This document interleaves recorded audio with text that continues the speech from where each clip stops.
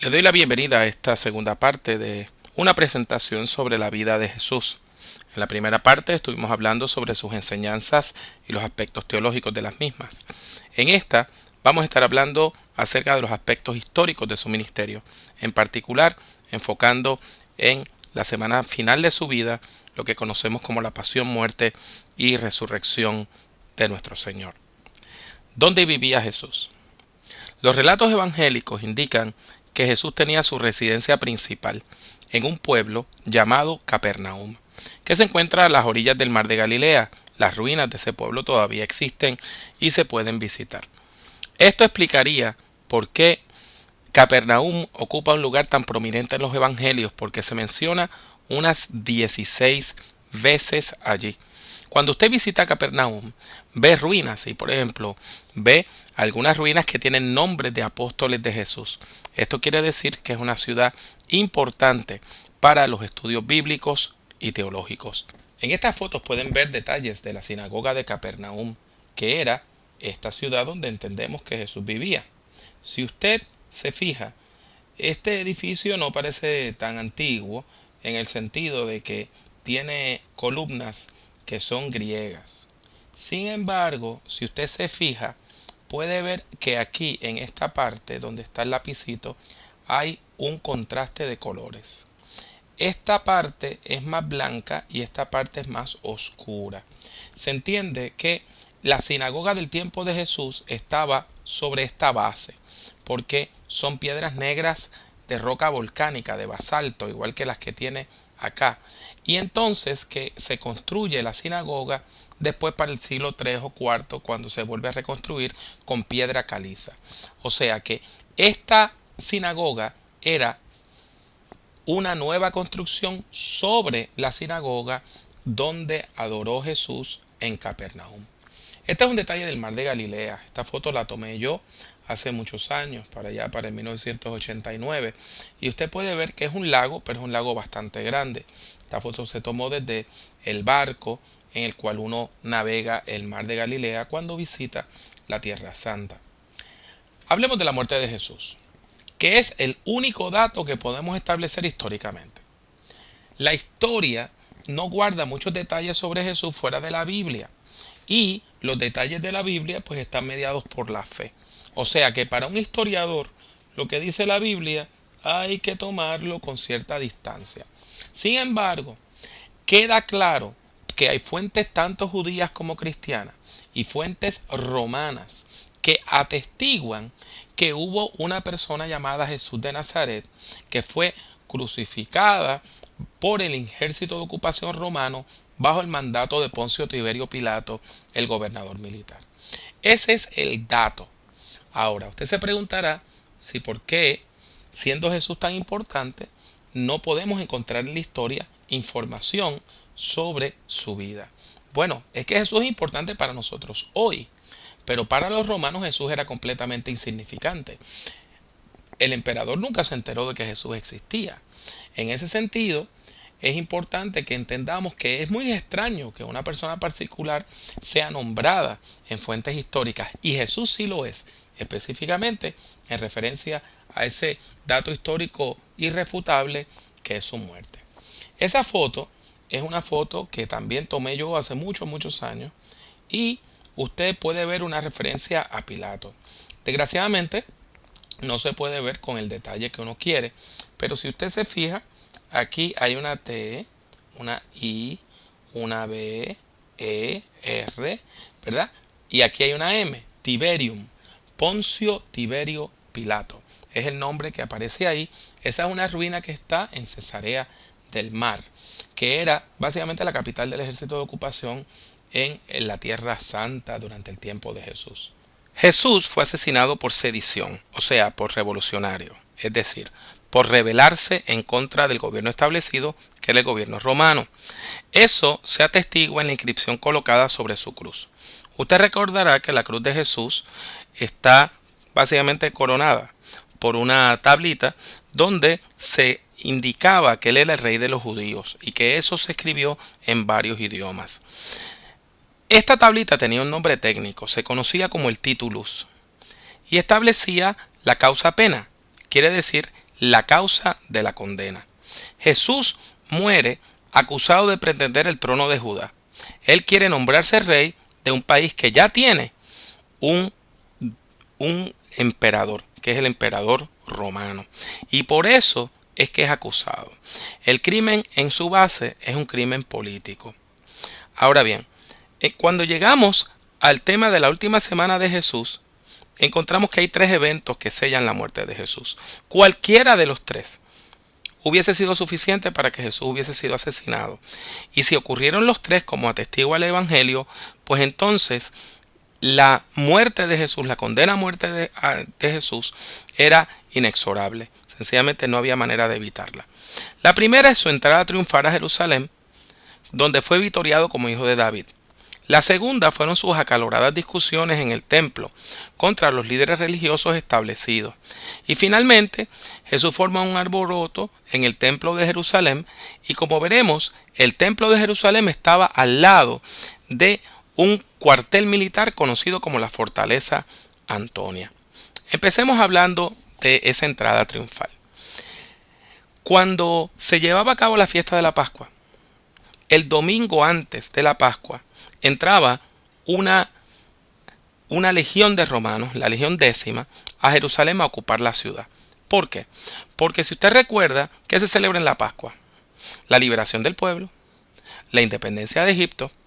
Por lo tanto, los romanos entendían que la fiesta de la Pascua era políticamente peligrosa y que podía animar a la gente a rebelarse en contra del imperio. Por eso, ellos enviaban al ejército de ocupación, que tuvieron una tremenda presencia militar en Jerusalén, de manera que disuadieran a cualquier persona que quisiera manifestarse en contra del gobierno. El mismo día, domingo antes de la Pascua, Jesús entra a Jerusalén. Y esto no es una casualidad. Jesús entra a Jerusalén con una demostración pacífica. Pero eso no quita que a pesar de que fue pacífica, fue antiimperial y antihegemónica. Probablemente fue una actividad muy pequeña, en términos históricos, unas 40, 50, 100 personas.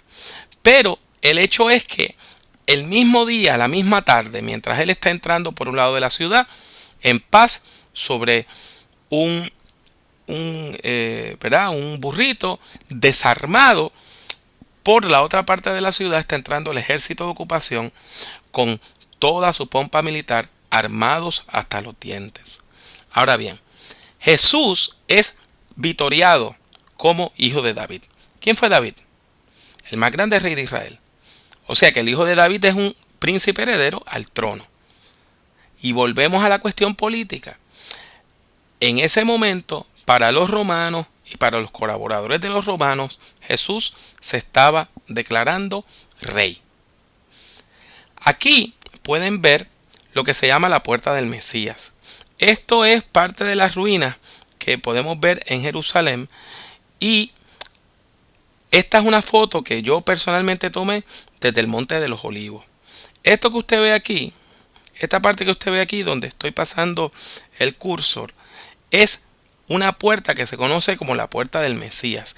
Se entiende que por ahí fue que Jesús entró cuando entró a la ciudad santa ese día de la entrada triunfal. Si usted se fija, no es muy fácil de ver, pero en esta parte, estas piedritas blancas son tumbas.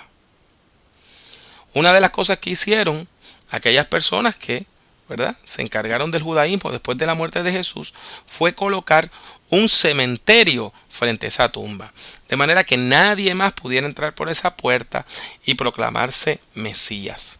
Pero lo que hicieron fue congelarla en el tiempo, porque quien entró por ahí, nosotros entendemos que sí era el Mesías y era Jesús.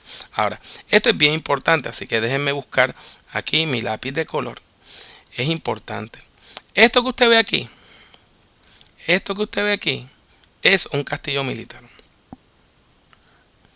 La Fortaleza Antonia. Si usted se fija, tiene 1, 2, 3, 4 torres de vigía. Acá estaban las escalinatas por donde se entraba y se bajaba. Ahora, esta pared que usted ve aquí, ¿qué es? El perímetro del templo. O sea, que la fortaleza Antonia colindaba con la fortaleza, con la plazoleta del templo. La fortaleza Antonia colindaba con la plazoleta del templo. No solamente colindaba, había puertas y podían entrar los militares romanos a caballo a la plazoleta del templo. Si usted se fija por estas 4 torres de vigías que estaban vigiladas 24 horas, usted puede ver que los romanos veían todo lo que ocurría dentro de la plazoleta del templo. Así que si Jesús de verdad tuvo encontronazos con los líderes judíos en el templo, todo eso estuvo ante los ojos del ejército de ocupación. La Biblia nos habla de que Jesús discutió muchas veces sobre temas con ribetes tanto teológicos como políticos con los líderes del judaísmo normativo. ¿Recuerdan toda esta cuestión de que si había que pagar impuestos o no? Si Jesús hubiese dicho no hay que pagar impuestos, estuviera declarando la independencia y estuviera declarando la rebelión. O sea, que estas son discusiones fuertes con temas políticos que cuestionaban la legitimidad no solamente de las enseñanzas de Jesús, sino también de la presencia romana, en Tierra Santa. Así vemos que todas esas discusiones tuvieron que llamar la atención de los militares que estaban velando desde la fortaleza Antonia. Pero ¿qué me dice del alboroto en el templo?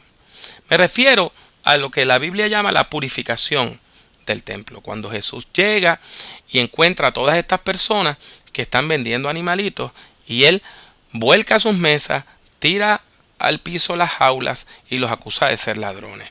Y déjeme decirle por qué los acusó de ser ladrones. Los acusó de ser ladrones porque eran ladrones. Lo que ocurría era lo siguiente.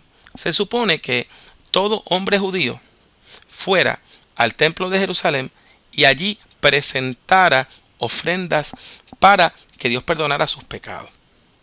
Sin embargo, el sistema se corrompió. Si usted llegaba al templo con un animal para sacrificar, no dejaban que usted pasara con él. Usted tenía que comprarlo dentro del templo, en la plazoleta del templo. Y usted quizá podía llevar un animalito que estuviera perfecto.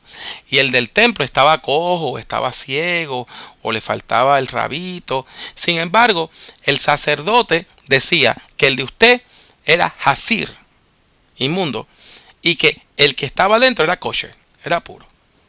Ahora, cuando usted iba a usar su dinero no servía en el templo, porque su dinero tenía las caras de los políticos y los políticos se consideraban dioses.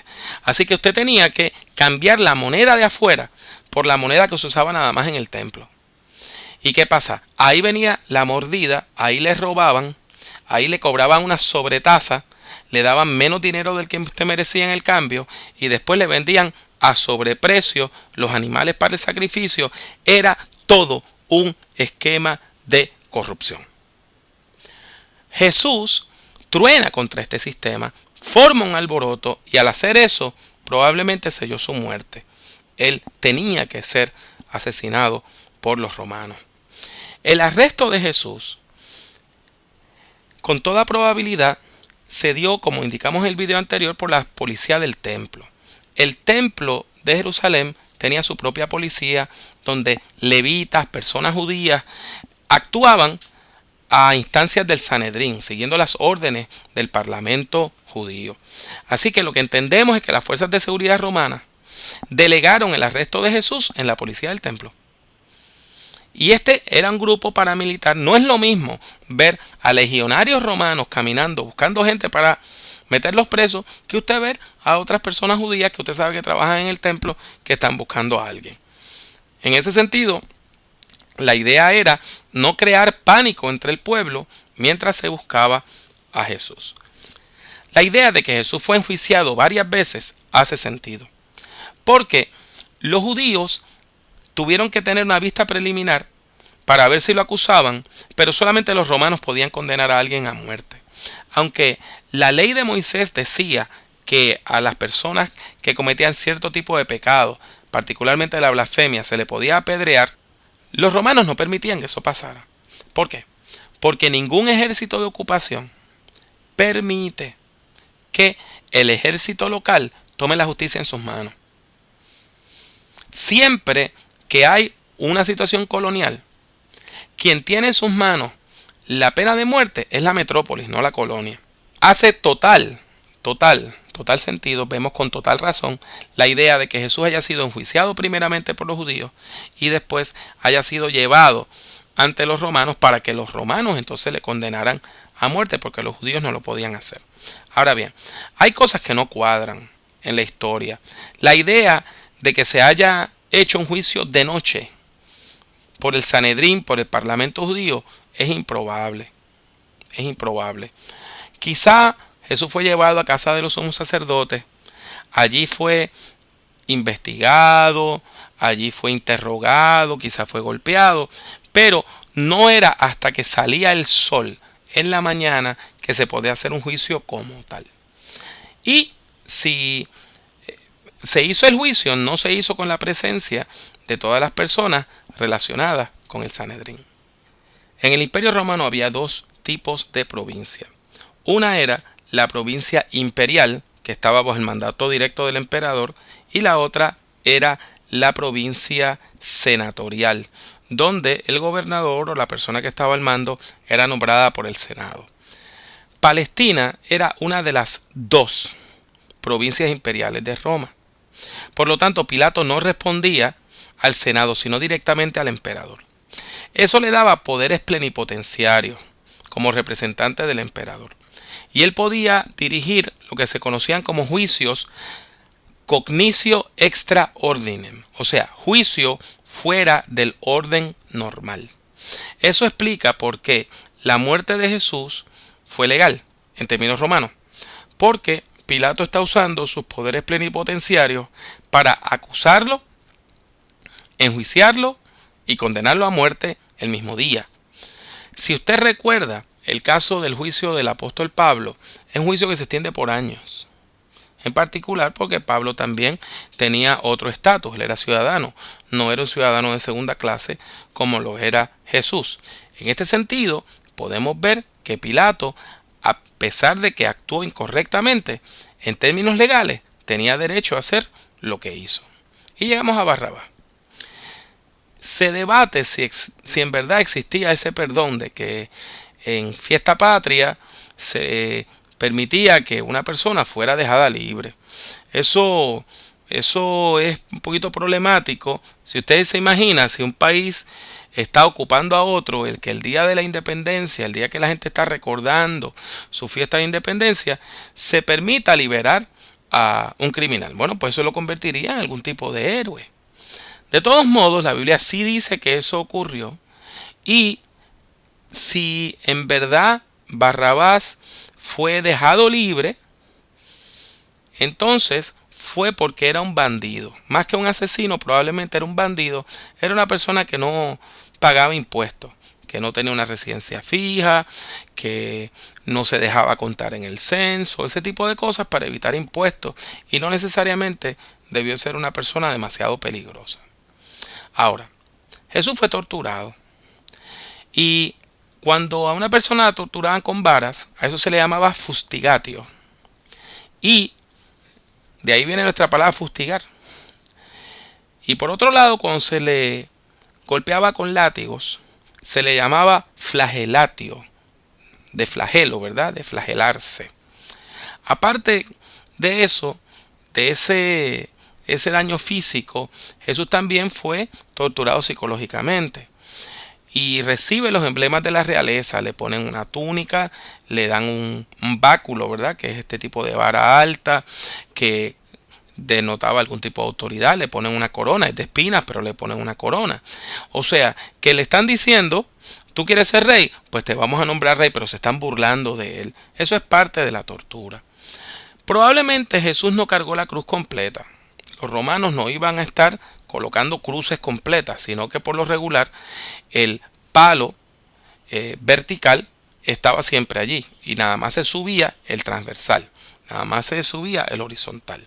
Eso lo vamos a ver en un ratito.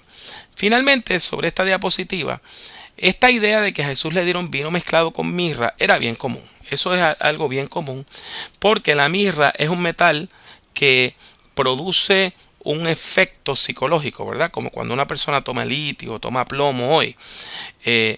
Pues mire, se mezclaba con vino y se le daba una bebida alucinógena para atontar a la persona que estaba en la cruz, en lo que la persona moría. Si usted se fija en este detalle, podemos ver cómo se utilizaba el flagelo para la tortura. Y permítame buscar mi lapicito mágico aquí otra vez y usted puede ver esto. ¿Lo ve?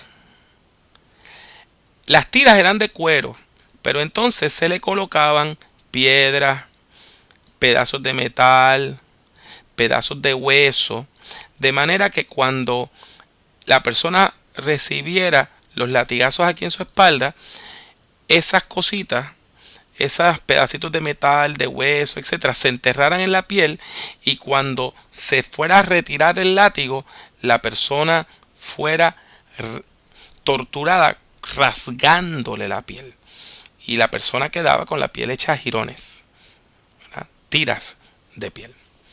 Los crucificados por lo regular estaban desnudos. Y eso no se hacía por morbosidad, no se hacía por una cuestión sexual, era para avergonzar a la persona. En el mundo antiguo y en muchas culturas todavía hoy, la idea de andar desnudo es vergonzosa. Y por lo regular caminaban desnudos los condenados desde el pretorio donde se llevaba el juicio hasta el lugar donde se iba a colocar la cruz. Aquí pueden ver un detalle de un libro que precisamente yo compré en Jerusalén, donde podemos ver cómo era que se crucificaba a la persona. Vuelvo con mi lápiz mágico. Vean que no es en la palma de la mano, sino que es aquí en la muñeca que se coloca el clavo. ¿Por qué? Porque si se pone en la mano, se desgarra la mano. Aquí se ponía entre los huesos de la muñeca. La persona está desnuda. Vea que aquí hay como un tipo de tablita. Ahorita en un minutito le voy a decir el nombre de ella. Y que se subían los tobillos de la persona y con un solo clavo se pasaba a la altura de los tobillos. ¿Para qué se ponía así? Para que la persona no tuviera balance, la persona no se puede apoyar. Sencillamente, poco a poco, sigue el cuerpo cediendo ante el peso. Se van desgarrando todos estos músculos de los brazos, del pecho, se van desgarrando y la persona finalmente muere por asfixia. Aquí podemos ver este detalle de los elementos de la cruz. El simplex es el palo vertical, el patíbulo es el horizontal y estas pequeñas tablitas se conocen como las sedéculas. Esto es un detalle de la cruz. Esto que hay aquí en esta parte es huesos de una muñeca donde todavía quedan uno de los clavos. Y aquí pueden ver unos huesos, y estos son fotos, estos no son dibujos, unos huesos de un pie donde se puede ver cómo a la altura del tobillo se mete ese clavo para aguantar así al crucificado. Por lo regular, una persona que era crucificada podía durar hasta 3 días en la cruz antes de morir. Como Jesús fue crucificado viernes, seguramente lo iban a matar antes de las 6 de la tarde, porque a las 6 comenzaba el descanso sabático. Y podían matar gente, pero tenían que guardar el sábado. En ese sentido, sorprende la rapidez con la cual muere Jesús. Él muere con una rapidez increíble, en unas cuantas horas ya está muerto. Y probablemente en términos históricos se debió a la tremenda tortura que recibió durante el día. Jesús debió haber recibido una tremenda paliza. Y en lugar de morir asfixiado, como morían la mayor parte de los crucificados debido a esos desgarres musculares de los cuales yo le hablé hace poco, probablemente murió de un fallo cardíaco. Los romanos no enterraban a los crucificados, por lo regular los dejaban en las intemperies para que los animales se los comieran. Si los enterraban en una tumba que fuera una fosa común. Hacían un hueco y todos los crucificados ese día eran colocados ahí. En términos de cuántas personas se podían crucificar a la vez, se podían crucificar decenas de personas.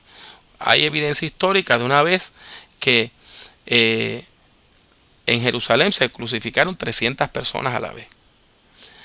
En ese sentido, La idea de que hayan ido personas privadas a buscar a Jesús para colocarlo en una tumba privada es algo altamente inusual. No tenemos certeza de los lugares santos. Eso es algo interesante, un tema que debemos discutir en algún otro momento en la clase. Y es que pasan cerca de 300 años cuando la madre del emperador Constantino va a las tierras santas y empieza a preguntar dónde habían ocurrido las cosas. Claro está, para nosotros 200 o 300 años es un montón de tiempo. En el mundo antiguo 200 o 300 años era la semana pasada. De todos modos, no tenemos una certeza histórica de muchos de los lugares sagrados. Se cree entonces que Jesús murió un viernes de un mes de abril, entre los años 28 y 32 de la era común. Fuera de eso, no sabemos más. Y así llegamos al final de esta conferencia sobre aspectos históricos del ministerio de Jesús. Yo espero que haya sido interesante y que le ayude en sus estudios bíblicos. Que Dios le cuide.